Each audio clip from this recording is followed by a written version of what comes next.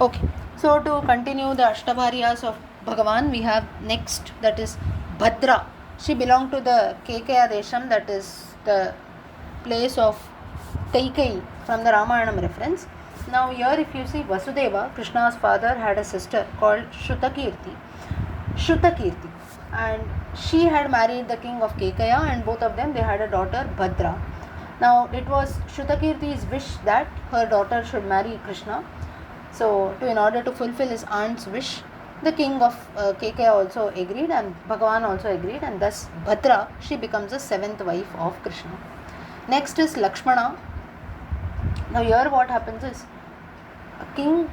Lakshmana, he belonged to the Madra Desham, and Brihatsena was the king of that place. He had a daughter Lakshmana, and he had also kept a Swayamvaram wherein he had kept an archery competition, like it happened in the case of Arjuna, and whoever won, they will win their daughter, that is the Lakshmana will be married to that prince. So that was a condition that was kept. But here if you see, the condition was you can say very very tricky and difficult, because they had to shoot, a fish was kept, the eye of the fish had to be shot, and you cannot directly see the fish and shoot. Below the fish you had a vessel full of oil, so looking at the reflection you should hit the eye of the fish. Moreover, it was also rotating, that is there. And here if you see, now it is somewhat similar to the Mahabharatam reference where Arjuna had to also do the same thing, but the only difference was it was not rotating as far as I know, and moreover it was water.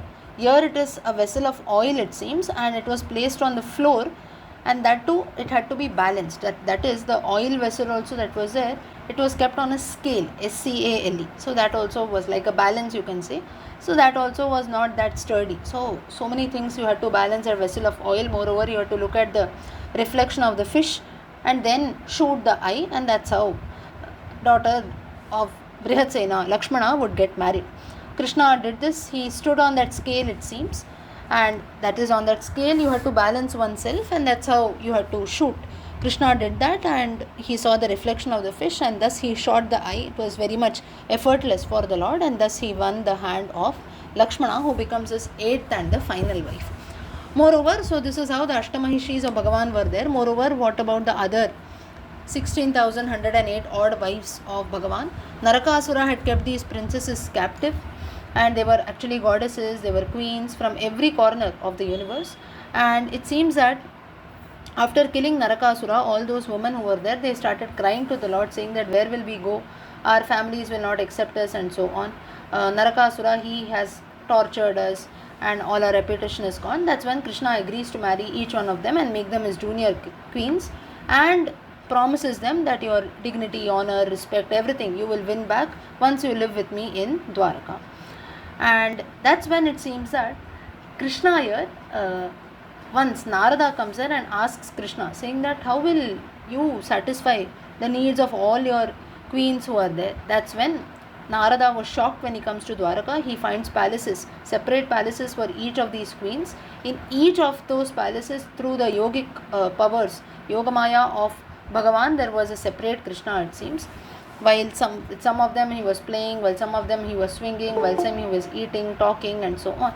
So thus Krishna was there everywhere. Now this Leela was done, as we know in the Ramayanam reference, the sages wanted to spend a lot of time with Rama, but that was not being possible, because during Vanavasam the Lord had to move from one place to another.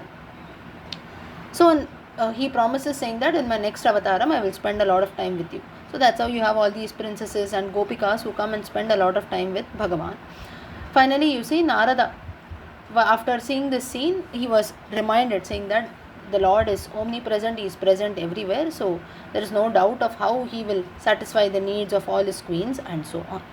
So this Leela of the Lord was done to show that I am present everywhere. You see with your naked eye or no, the presence of the Lord is seen and to be felt everywhere. So this is a story of the queens of Krishna, how he married the Ashtamahishis and the other junior wives who were kept captive in the house of Narakasura.